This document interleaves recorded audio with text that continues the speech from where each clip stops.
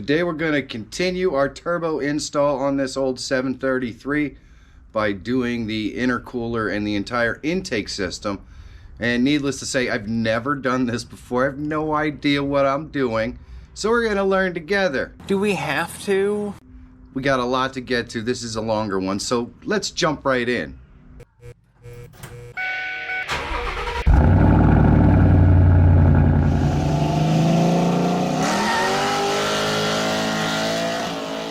Turns out this intercooler is not as big as I expected it to be. What? We just started. Should be able to mount it right up in here without any problems. You sure about that? The only real problem is this auxiliary fan that I added, which I don't have connected anyways. What an idiot! Because it never really worked properly.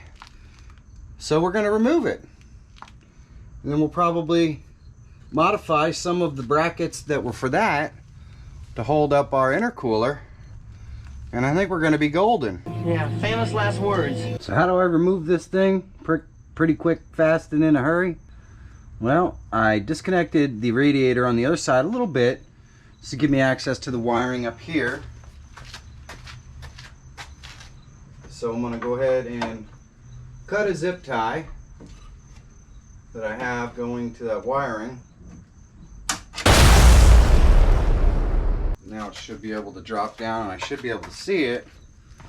And then what I'm going to do is just go in here and cut these.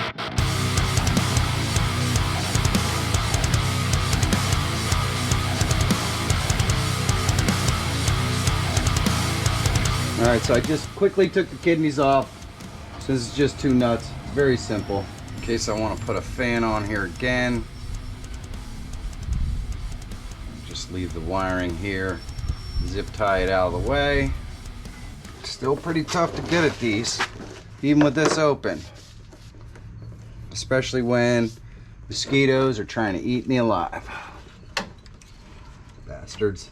No! Bastard! Now, if I wanted to reuse this fan, that's really not going to be a problem. The things that I'm cutting off, you can easily buy for just a couple of bucks. They're basically just like zip ties for fans, so I'm not damaging the fan or anything. What'd you do? There we go. Fan delete. Just cut these off. And I'm going to go ahead and zip tie our wires up here again, like they were before. A few moments later. Now this lines up pretty much perfectly, and got these nifty leftover brackets from the original extra fan that was in here that I can modify to hold this puppy on. You sure about that? So let's do that. Many minutes later. Turns out these brackets are a part of the air conditioner condenser. That guy's hilarious. So we're gonna have to be a little more creative. I was thinking we would be able to just turn those upside down and use them, because our connectors obviously are right here, but we'll have to be a little bit more creative. So let's figure it out. You sit on a throne of lies. Alright, so I think I got this worked out. What we're going to try to do is bend this to a 90-degree angle. We're going to use this to mount the top. And then we're going to rebend a couple of these to screw down here on the bottom, so they'll mount to the bottom mounting nuts as well. Shouldn't be too hard. That's what she said. I might actually even be able to mount these here and screw it right into the bottom of here. Should be able to get these mounted pretty doggone quick. Maybe. Gotcha, bitch! Is there anything really quick about any of this? Probably not. But first we're going to try to bend these. Nuts. See if we can match this up, and then we'll figure out where we're at on the bottom here. Alright, so we got these bent to roughly 90 degrees. And I did a little test marking here. This is going to fit in there like there. And I like the fact that we've got these kind of rubber bush mounts here.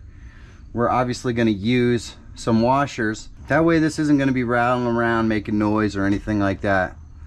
I mean, it's aluminum, it's really light, so probably not going to damage anything. You don't want it rattling around either. We go ahead and drill this hole out, get it mounted up there, see what we got. All right, so far we've got our top brackets worked out right here. We're needless to say, we're going to trim these brackets down quite a bit before all is said and done. But the last piece we're going to do is these bottom brackets right here, and they'll go onto our frame rail right back here. And let's drill these holes out and figure it out. All right, so we got our 4 brackets on and fitted. We got these 2 on the top here, these 2 on the bottom here. I just have to mark off where these things need to be connected to this right here, and figure out how to attach them. And then I think we're done putting this in there. All right, so we've got this mounted real nice. It's not finalized. I'm going to trim up these brackets to make sure that they don't touch any part of the condenser behind it. Right now they're not, but you know, better safe than sorry. I think this one might be touching a little bit. Don't touch me. That's on there. It's not going anywhere. And we're going to use washers and stuff on all of this so that it fits up nice and it's not coming loose. But I like how that works. I can't believe it! I can't believe it! So we're obviously going to come out from here and into here on this side, and then we're going to go through here, maybe up through the bottom or maybe through here. I haven't decided. Let me tell you about it, stud. Now we got to start routing some tubing. That looks pretty nice though. Took a little longer than expected, but it's not going anywhere. It looks good.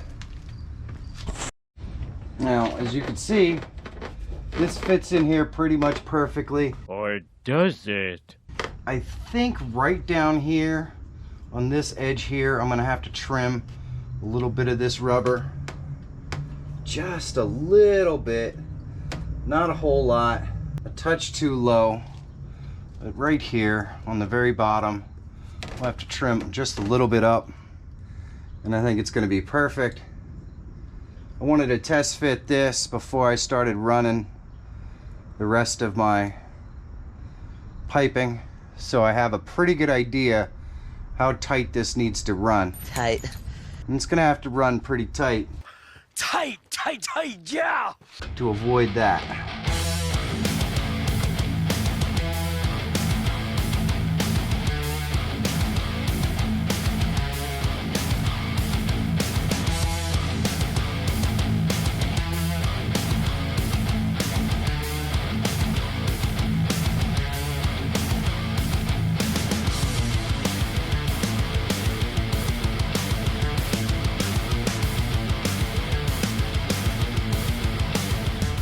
Told me all that time ago when we went to pick this thing up that I'd be cutting into it and adding a turbo. I would have thought you were out of your freaking mind.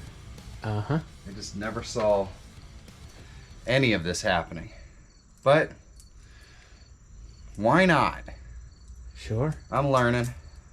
I mean, you had every intention of driving that car home from Massachusetts or Vermont, Getting it running and doing some of the aesthetic things. Yeah, you had no desire to be rebuilding and pulling an engine out. No, it's not a thing I was expecting to have to do. No. But then again, is any project car? No. It certainly has been a lot more fun this way. Exactly.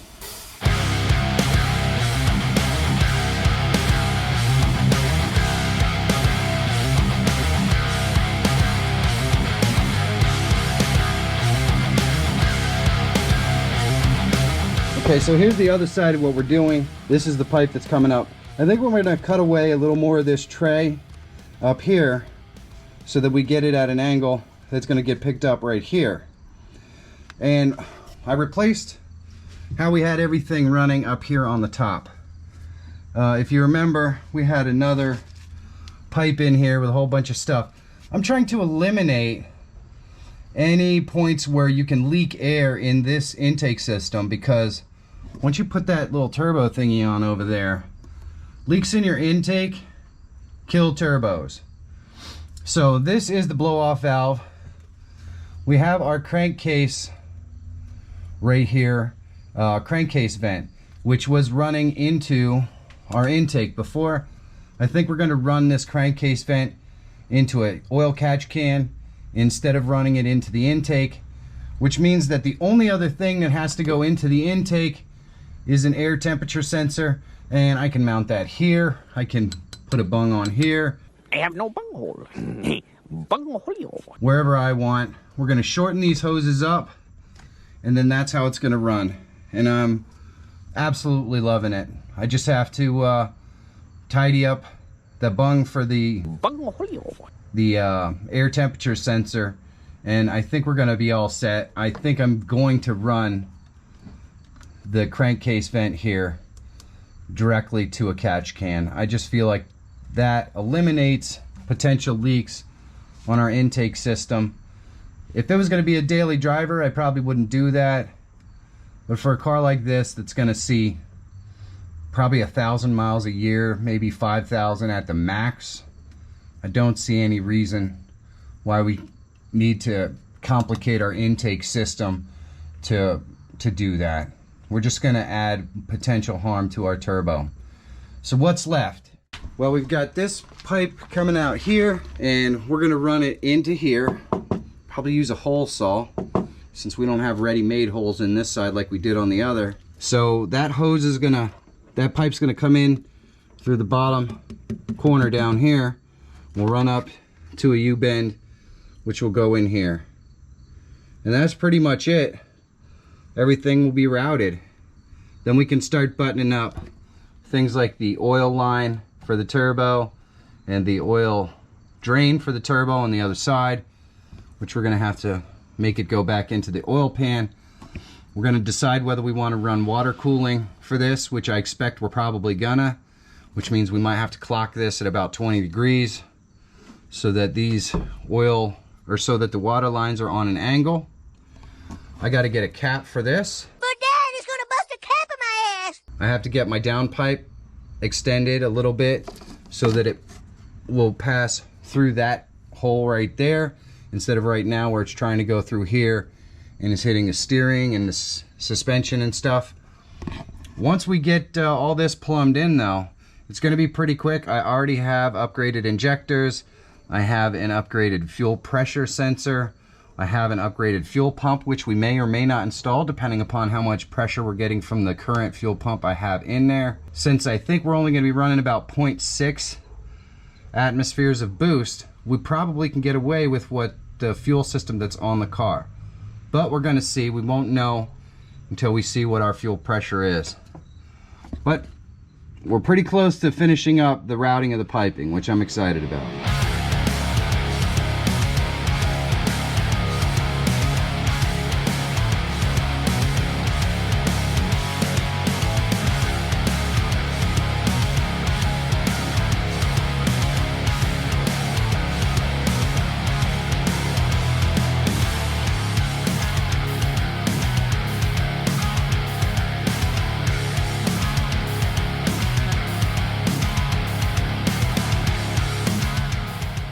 So we made a little bit of a mess with that hole down there. You know, cut 3 times, fit once. But we got everything in, and when it's hose clamped down, that's gonna be pretty good. I like how it looks from the outside here. I think it looks good. We've got some room for jimmying. We could theoretically cut this hose a little bit, push it more this way, which will give us a little more room. The only thing that worries me is this is the mount for the bottom part of the bumper.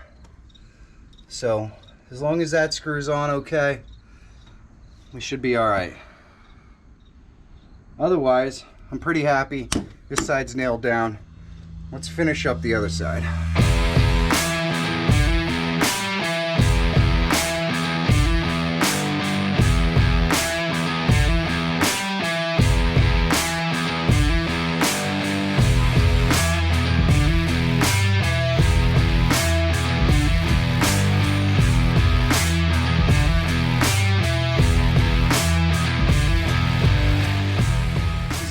valve, which will inevitably fit right there. Oh. Okay. So it's probably going to lay over on this side. Yeah, I was going to say, you're not going to get the hood down if you don't turn that. Right. And then you're already talked about moving this, I believe. Yeah, that's going to go bye-bye. It's going to go down there. Mm-hmm. So that's the blow-off valve. This is a fuel pressure regulator, and apparently it's adjustable, so I can set it to whatever fuel pressure I want. So this probably is going to end up mounted somewhere in this area. It'll work directly off of here, so this is the fuel line that it needs. Oh, okay. So instead of it coming into the other fuel pressure regulator, it'll come into here, and then the other fuel pressure regulator will have a line going into here. So something like that. So I'll probably just make a bracket that this sits like that, and then you've got your, I guess this is where the bracket's supposed to be, so it'll probably be something like this. Cool. And then this line will go here.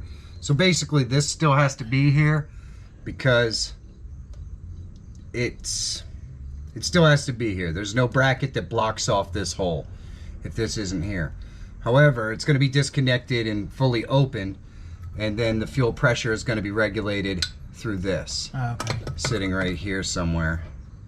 Cool. Which is nice because it has a gauge and everything. So those are two things coming up in the future. Sweet. There's a nice little mounting point back here or right here that we can create a bracket for or just hook up.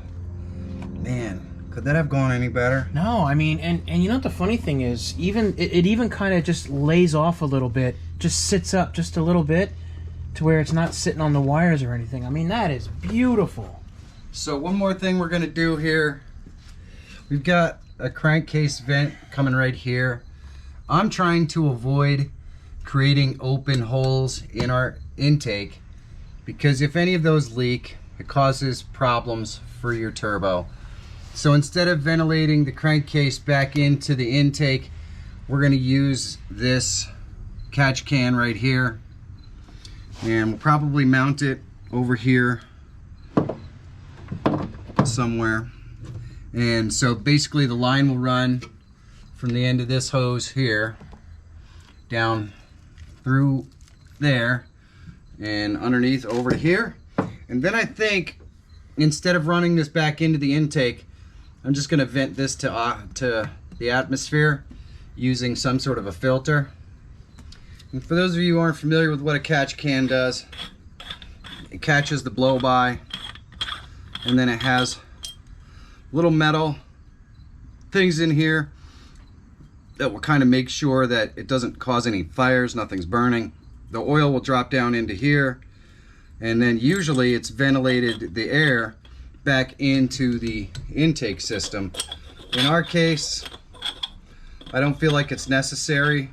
Alright, so we now have our intake run, and the only thing done is we haven't clamped it down yet, and that's fine. We'll get to it. But our intercooler is all piped up in the front. You can see through there. I am in the process of fitting this bumper, which of course I'm going to show you. But right now, we have one problem. We have our turbo clocked properly. I like where it is. Who doesn't? I might rotate this center a little bit offset so that the water jackets don't run parallel, but one is a little higher than the other, so that we can run water hoses properly to where they're supposed to go. So that is a little slight adjustment that I might make. But for now, this housing and this housing are where they're going to be.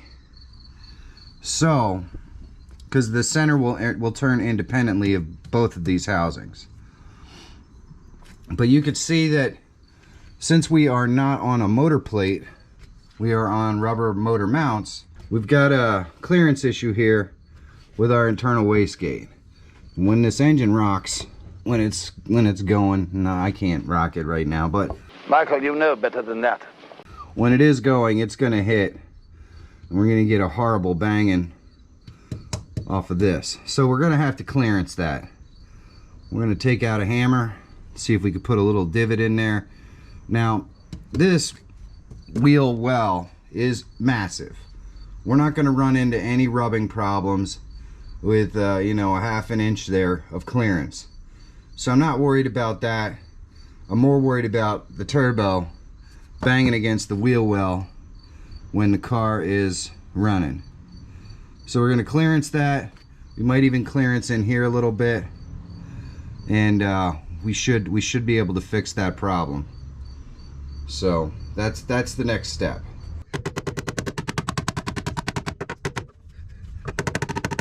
Now we got everything clearanced. There's at least a ¼ inch in between all of these things, so we should be able to make it work. I'm gonna have to clock the turbo center housing just a little bit, but I think it's time for us to get on to the plumbing for the oil, the water, and the vacuum. Okay, so we have our final clock on the turbo housing. This is the oil inlet that goes on top, and then our oil outlets on the bottom. We have our water jackets at a slight angle. This one a little higher than this one. So the inlet will go in here, the outlet will go out here and into here. We'll probably tee off of the water right down here to go in, and then we'll go out and we'll run right to here as best we can. The oil comes from right back here where we're going to get our oil pressure, so it'll run out here, and then I'll probably run it down here and across here. I don't know, I don't really like to run it over the engine cover, but I don't see any other way. We're going to basically route it down here and into here. It is a AN fitting, so it doesn't have a lot of flex to it. This is going to be our oil line that feeds our turbo. So there's not a lot of flex to this particular oil line. Doesn't leave a lot of room for beautification, but I can probably run it down under here, and then it'll be back behind the engine and plug into that. So that'll work. Our oil drain is going to be interesting because you want it to go directly down into the engine, but the manifold is in the way of a straight line, amongst other things. So that's going to be interesting. I might actually have to clock this just a little bit more, but you can't have your oil line going down through here. It's going to have to go down through there. And we've got our oil line in there. That's going to fit like this.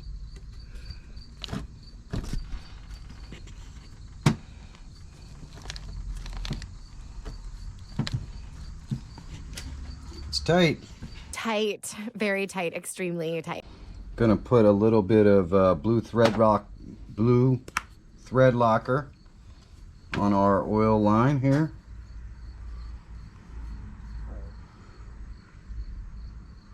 Just so we can be sure that it's going to stay where it's supposed to be. Okay, we're going to install our wastegate on this flange here. So we have a rubber O-ring, goes right around inside there. And we have a C-clip, just slips in there. And then we just put this down on there. We just need a C-clip band.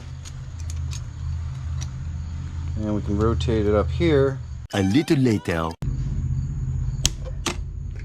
And we've got one side in there for the most part. Just kind of got to slide the other side in. That's what she said. Now we just have to attach our vacuum to it. I just have to find out where the vacuum's supposed to come from. Okay, so we're starting to plumb a lot of this stuff in, especially the vacuum line stuff. I've got the internal wastegate all vacuum lined up, So there is a vacuum line, this one right here, that runs down to a nipple that's on the bottom of our intake, which I can't show you because I can't see it either. I have to do it by feel.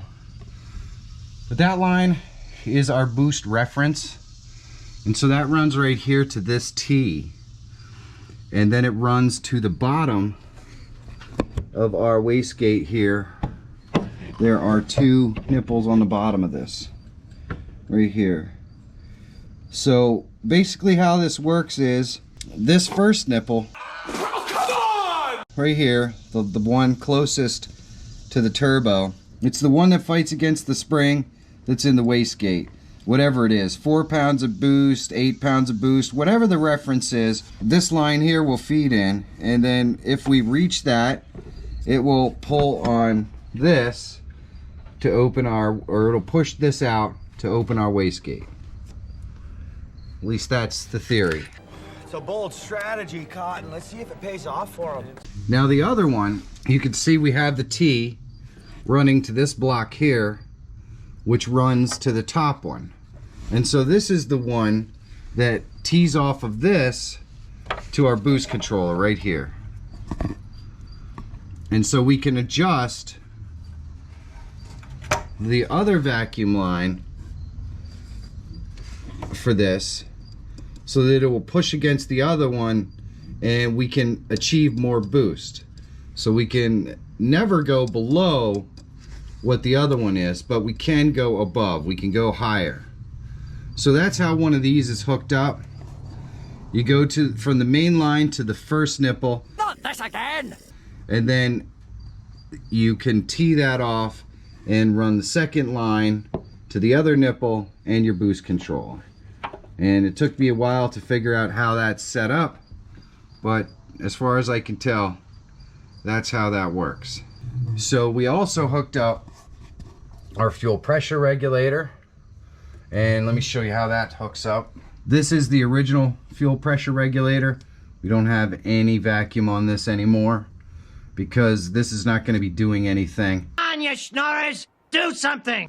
So our fuel comes out of the rail right here and into our new fuel pressure regulator, which is adjustable, and then this runs down to the return line on the fuel tank.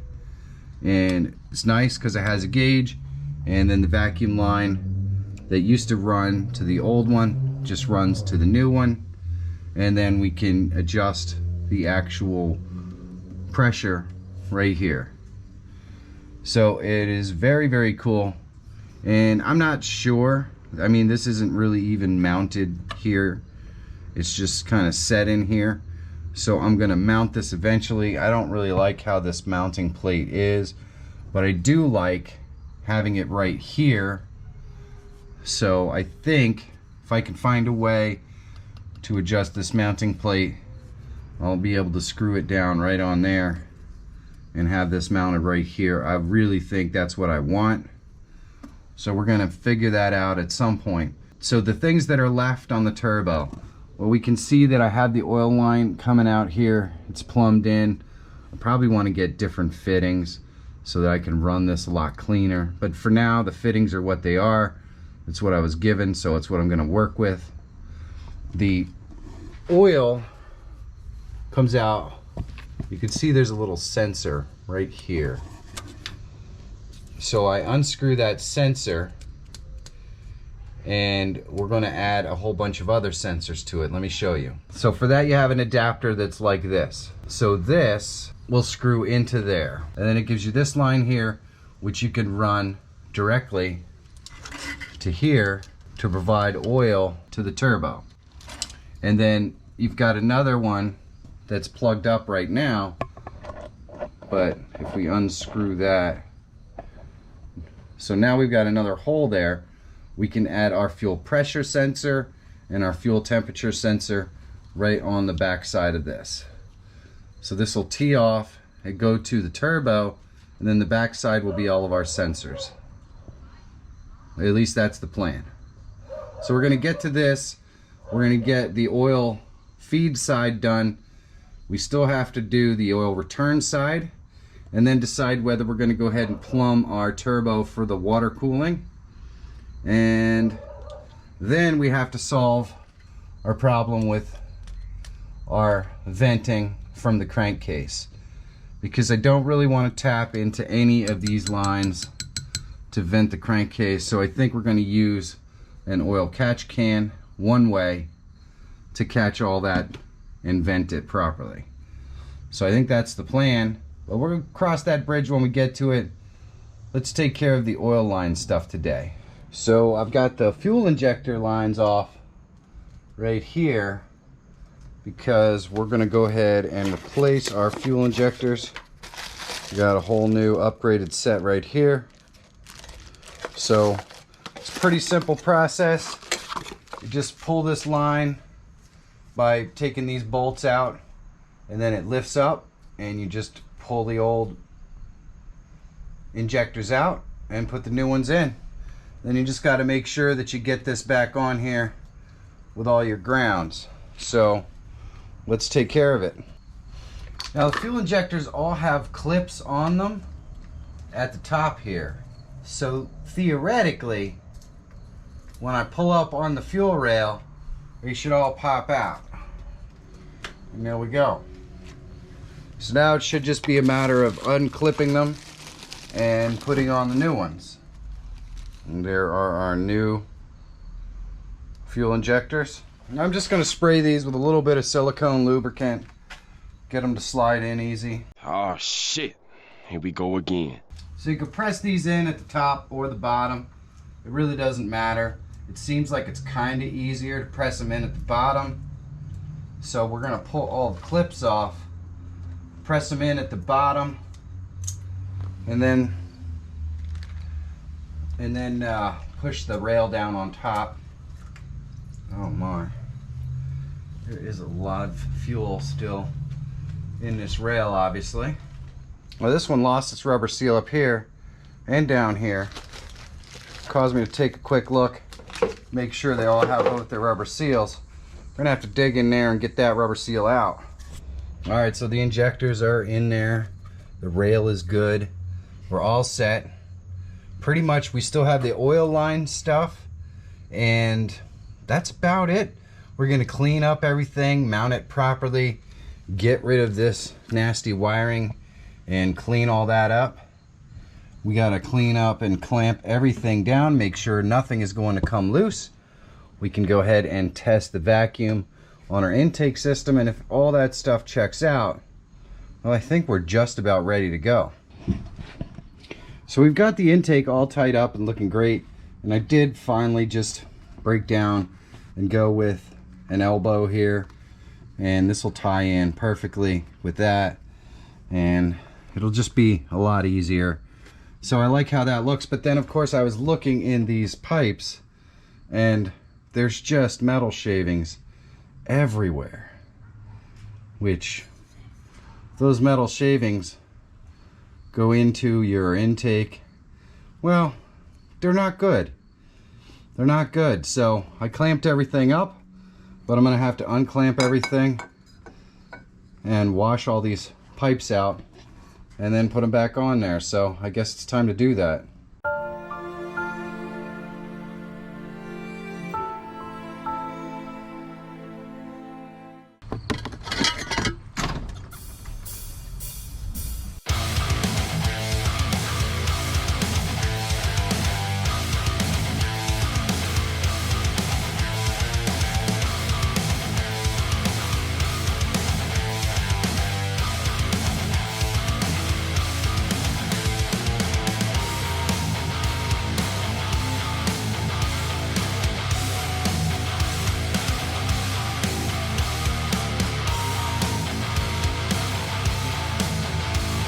Alright, so we're all buttoned up, and I really like how this intake turned out.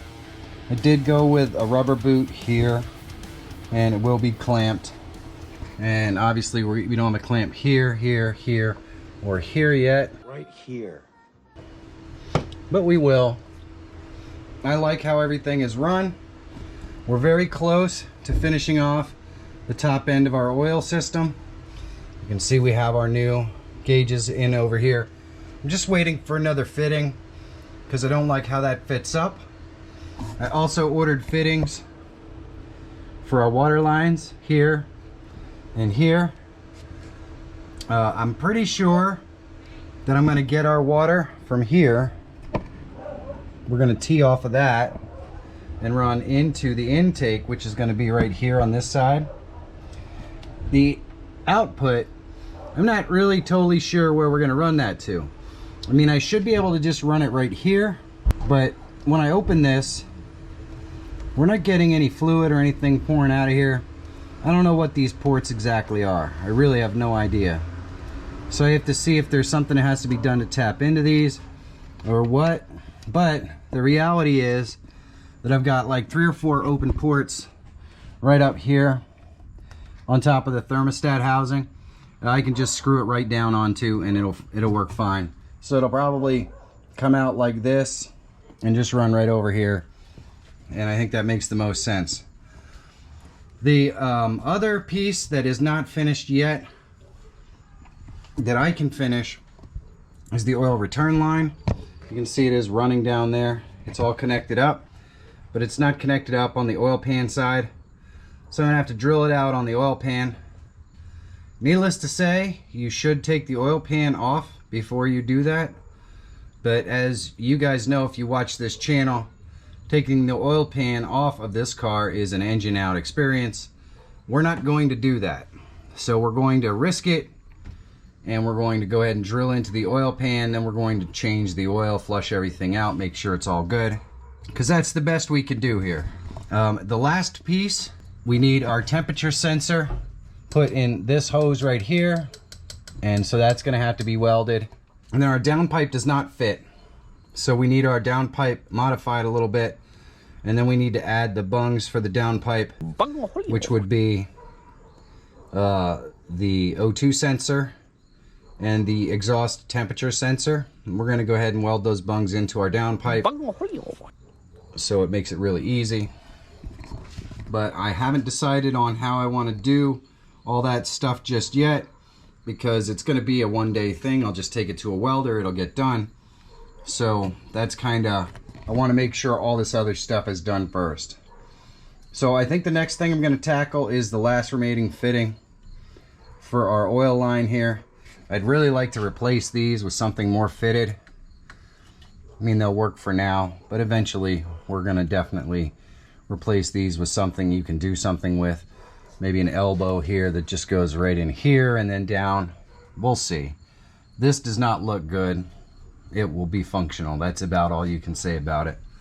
That's all I have to say about that. So all the vacuum lines are run for our fuel pressure regulator and for our internal wastegate. And we have to put a T on here for our blow-off valve. And then I'm going to go ahead and make sure that we clamp down all of our vacuum lines so we don't have anything popping off. And so that'll be a thing that we tackle very soon. But I think we've got a little more time on this turbo, just because getting these fittings is a pain in the butt. They're just not available locally. So anytime you figure out that you need a fitting, you have to order it and then wait for it to come in. Well, we're waiting. So I've got a fitting on order that's going to help us on that end. I've got some fittings that'll help us here with our water. And once those come in, then we'll probably have to order more stuff. So I'm as anxious to get the turbo done as you guys are, but, you know, you gotta wait. So that's what's going on. I'm also waiting for the block-off plate for the external wastegate. So that should be here anytime, hopefully. Now, if you like what we're doing here on the channel, do me a big favor and subscribe. Maybe leave me a comment, let me know what you think. It really does help the channel. Now, we are getting really far on this turbo system, only a few more things to button up. But why would we do all of this work on this old beat up 733 that's not worth anything? Yes, we all know, but why? It could only possibly be for the love of cars. And I'm guessing if you're still watching this, it's because you love these old beat up 733s or just cars in general too. If that's the case, well then go find the one that you love. pick it up dirt cheap, fix it up, get it back on the road.